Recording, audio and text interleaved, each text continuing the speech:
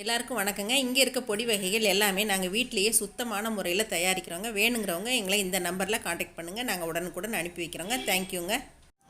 Welcome to Sarasu சமையல். நம்ம சாதாரணமாக சமையல் பண்ணுறப்ப சமயத்தில் நம்ம மூலிகை சமையலும் செய்யலாம் அப்படின்னு நினைப்பேங்க. அதுவும் இப்போ மழை காலத்தில் நமக்கு இந்த மூலிகைகள்லாம் கிடைக்குங்க. நான் அது மாதிரி தான் இன்றைக்கி இந்த மூலிகைகளெல்லாம் வச்சு ஒரு ரசம் பண்ண போகிறேங்க. அப்புறம் முடக்கத்தான் கீரை வச்சு ஒரு துவையல் அரைக்க போகிறேன். இந்த மாதிரி முடக்கத்தான் கீரை இந்த மழை காலத்தில் மட்டுமே நமக்கு கிடைக்கும். வேலிகள் எல்லாம் படர்ந்துருக்கும். இதை வச்சு நம்ம பொடி அரைக்கலாம், சட்னி அரைக்கலாம், இது சூப் செய்யலாம், சாதமாக செய்யலாங்க, தோசை ஊற்றலாம். முடக்கத்தான் கீரை கால் வலிக்கு அருமருந்துன்னு கூட சொல்லலாங்க. இந்த முடக்கத்தான் கீரை மூட்டு வலி கால் வலி இருக்கிறவங்க கண்டிப்பாக கிடைச்சிச்சுன்னா அடிக்கடி எடுத்துக்கோங்க. இதுக்கு நான் தேங்காய் துருவல், புளி, கருப்பு உளுந்தும் அதே மாதிரி கால்சியம் நிறைய இருக்குங்க. அதனால் நம்ம கருப்பு உளுந்து இந்த மாதிரி துவையெல்லாம் அரைக்கும் போது எடுத்துக்கலாம். இதில் இன்னும் கொஞ்சம் சீரகம், கொத்தமல்லி இதெல்லாம் போட்டு தான் நான் உங்களுக்கு வறுக்கும் போது சொல்கிறேங்க இதுக்கு என்னென்ன தேவைன்னு. அடுத்ததாக ஒரு ரசம், மூலிகை ரசங்க. இந்த மாதிரி மூலிகைகளும் இந்த மழை காலத்தில் நிறைய கிடைக்கும் நமக்கு. இந்த மூலிகை வச்சு தான் இன்றைக்கி ரசம் பண்ண போகிறோம். நான் இன்றைக்கி இந்த முடக்கத்தான் கீரையும் கொஞ்சம் எடுத்திருக்கேன். அப்பக்கோவத்தலை அப்படின்னு சொல்லுவாங்க. இந்த அப்பக்கோவத்தலையும் வேலிகள் எல்லாம் படர்ந்துருக்கும். அப்புறம் தூதுவளை, இது சளிக்கு சொல்லவே வேண்டாங்க. சளிக்கு அருமருந்து. இதையெல்லாம் சாப்பிடும்போது நமக்கு சளி பிடிச்சிருந்தாலோ, இருமல் இருந்தாலோ, அதே மாதிரி கை கால் வலி, உடம்பு வலி, இது எல்லாமே குணமாகுங்க. இப்போ இதுக்கு என்னென்ன தேவை, எப்படி செய்யலாம் அப்படிங்கிறதையும் பார்க்கலாம். கடைசியாக இந்த பனிகாலத்துக்கு தகுந்த மாதிரி இந்த மோரை நம்ம தாளித்து எடுத்துக்கலாங்க. இது மூணையும் தான் இப்போ நான் உங்களுக்கு செஞ்சு காட்ட போகிறேங்க. வாங்க பார்க்கலாம். இப்போ இன்றைக்கி வைக்க போகிற ரசத்துக்கு நான் ஒரு பெரிய எலுமிச்சம்பழம் அளவுக்கு புளி கரைச்சி எடுத்து வச்சுருக்கேங்க. இப்போ இதை வச்சுக்கலாம். அடுத்ததாக அரைக்கிறதுக்கு தேவையானதெல்லாம் பார்த்துடலாங்க. சீரகம், மிளகு, மல்லி, நம்ம எவ்வளோ வைக்கிறோமோ அதுக்கு தகுந்த மாதிரி இதெல்லாம் எடுத்துக்கங்க. நீங்கள் மிளகாயும் போட்டு அரைக்கலாம், நம்ம கிள்ளியும் தாளிச்சிக்கலாம். நான் இன்றைக்கி கிள்ளி தான் தாளிக்க போகிறேங்க. இப்போ இதை அரைக்கிறதோட சேர்த்துக்கலாம்.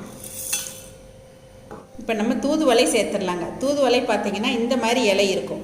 இதில் முள்ளு முள்ளாக இருக்கிற மாதிரி இருக்கும். இதை நம்ம செடியிலேருந்து இந்த இலையை மட்டும் தனியாக பறித்து எடுத்து நம்ம சேர்த்துக்கலாங்க. சளிக்கு ரொம்ப ரொம்ப நல்லதுங்க தூதுவளை. இப்போ இதை சேர்த்தாச்சு. அடுத்தது இந்த அப்பக்கோவத்தலையும் சேர்த்துக்கலாங்க. இதுவும் வேலிகளில் தான் நமக்கு கிடைக்கும். பார்த்திங்கன்னா அந்த தூதுவளை மாதிரியே தான் இருக்கும். ஆனால் இது நல்லா சாஃப்டாக இருக்குங்க இந்த இலை. இதில் துவையலும் அரைக்கலாம். நம்ம இதில் நம்ம கொஞ்சம் முடக்கத்தான் கீரை இலையும் சேர்த்துக்கலாம். இதிலே கருவேப்பிலை சேர்த்துக்கலாங்க. இப்போ இதையெல்லாம் சேர்த்துட்டு இதை தண்ணி விட்டு நம்ம அரைச்சிட்டு வந்துடலாங்க. இப்போ ரசத்துக்கு பூண்டு, நாட்டு பூண்டு எடுத்துருக்கேங்க. கொஞ்சம் சின்ன வெங்காயம், இதை ஒன்றும் பாதியமாக நம்ம தட்டி எடுத்துக்கலாங்க.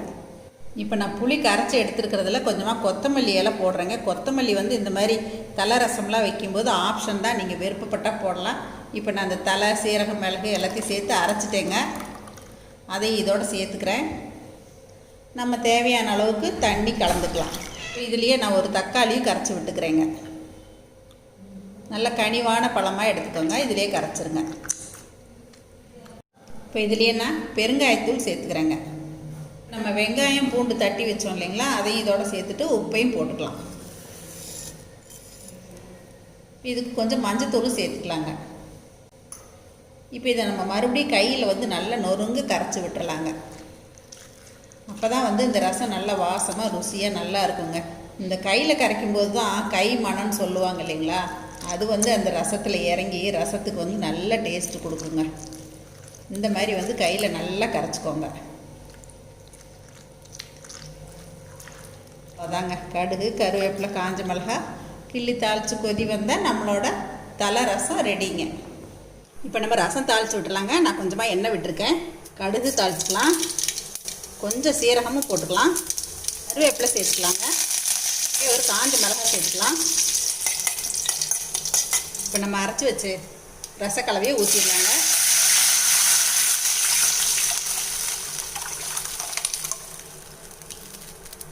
இப்போ இது நல்லா கொதிச்சாச்சுன்னா நம்மளோட ரசம் ரெடிங்க.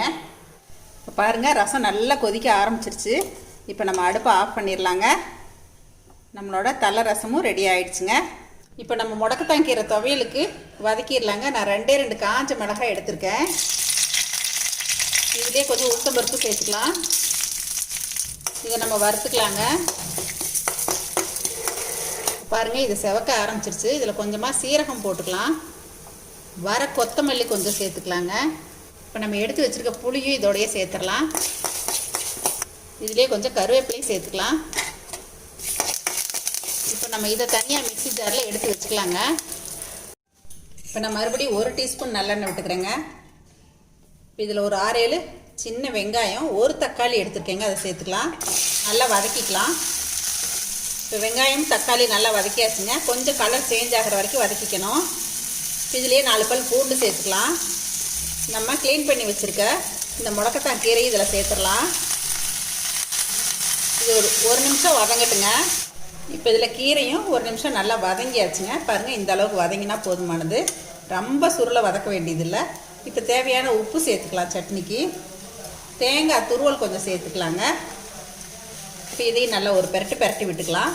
இப்போ அடுப்பை ஆஃப் பண்ணிக்கலாங்க. இப்போ நம்மளோட கருப்பு உளுந்து கலவையோட இப்போ இந்த முடக்கத்தான் கீரையெல்லாம் வதக்கி வச்சுருக்கோம் இல்லைங்களா, இதையும் இப்போ இதில் சேர்த்துடலாங்க. இப்போ இதுக்கு உப்பு காரம் எல்லாமே புளிப்பு எல்லாம் சேர்த்தாச்சுங்க. நம்ம சாதத்துக்கெல்லாம் அரைக்கிற மாதிரி இருந்தால் இதில் கொஞ்சமாக தண்ணி விட்டு கெட்டி சட்னியாக அரைச்சிக்கலாங்க. அப்போ தான் நல்லாயிருக்கும். இப்போ இதை நான் கொஞ்சமாக தண்ணி விட்டு அரைச்சிட்டு வந்துடுறேங்க. பாருங்கள், நான் சாதத்துக்கு போட்டுக்கிறனால இந்த அளவுக்கு கெட்டியாக அரைச்சிருக்கேங்க. துவையெல்லாம் அரைச்சிருக்கேன். நீங்கள் இட்லி தோசைக்கு இப்போ எடுத்துக்கிற மாதிரி இருந்துச்சுன்னா இந்த சட்னியை நீங்கள் கொஞ்சம் தண்ணி விட்டு கரைச்சி நம்ம தாளித்து எடுத்துக்கலாங்க. இப்போ நம்மளோட முடக்கத்தான் கீரை துவையல் ரெடிங்க. இப்போ நம்ம கடைசியாக மோர் தாளிச்சிடலாங்க. நீங்கள் தயிராக தாளிக்கிறதா இருந்தாலும் தாளிக்கலாம். இந்த மாதிரி கடைஞ்சி எடுத்துட்டிங்கன்னா நல்லாயிருக்கும். நீங்கள் மோராக கூட எடுத்துக்கலாம், இல்லை மிக்சியில் கூட நீங்கள் ஒரு அடி அடித்து எடுத்துக்கலாங்க. இப்போ இதை நான் கடைஞ்சிட்டு வந்துடுறேங்க. இப்போ இது நல்லா கடைஞ்சாச்சுங்க. தாளிச்சிடலாம். இப்போ மோர் தாளிக்கிறதுக்கு ஒரு வாணலி அடுப்பில் ஏற்றிருக்கேங்க. ஒரு 2 டீஸ்பூன் மட்டும் நம்ம எண்ணெய் விட்டுக்கலாம். இப்போ எண்ணெய் காஞ்சிருச்சுங்க. கடுகு தாளிச்சிக்கலாம். இதில் கொஞ்சமாக சீரகம் சேர்த்துக்கலாங்க. கருவேப்பிலை சேர்த்துக்கலாம். கொஞ்சம் சின்ன வெங்காயம் காஞ்ச மிளகாய் வெட்டி வச்சுருக்கேங்க, இதையும் சேர்த்துக்கிறேன். உங்கள்கிட்ட சின்ன வெங்காயம் இல்லைன்னா பெரிய வெங்காயம் கூட சேர்த்துக்கலாம் நீங்கள். இப்போ இதை நல்லா வதக்கிக்கலாம். இது வதங்கிட்டு இருக்கும்போதே ஒரே ஒரு சிட்டிகை பெருங்காயத்தூள் சேர்த்துக்கலாங்க.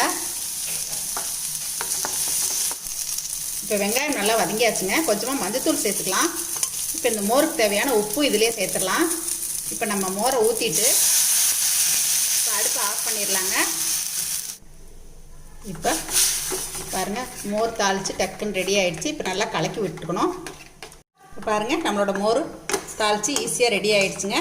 இதை பனிக்காலத்தில் இந்த மாதிரி நம்ம தாளித்து சுடுசாதத்தில் போட்டு ஊற்றிக்கிட்டோன்னா சளி பிடிக்காதுங்க.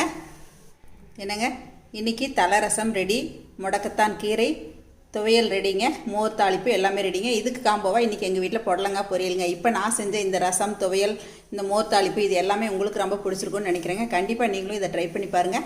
இந்த மழை காலம் பனிக்காலத்தில் இந்த மாதிரி ரசம் எடுத்துக்கிறது ரொம்ப ரொம்ப நல்லதுங்க. இதை பார்த்துட்டு எப்பயும் போல் உங்களோட ஃபீட்பேக் சொல்லுங்கள், ஷேர் பண்ணுங்கள், சப்ஸ்கிரைப் பண்ணுங்கள். சப்ஸ்கிரைப் பண்ணிவிட்டு பக்கத்தில் இருக்க பெல் பட்டனை ப்ரெஸ் பண்ணிவிட்டு ஆளுங்கிற ஆப்ஷனை ப்ரெஸ் பண்ணிக்கங்க. தேங்க்யூ. சரசு சமையல் பாருங்கள், சமையல் நல்லா பண்ணுங்கள்.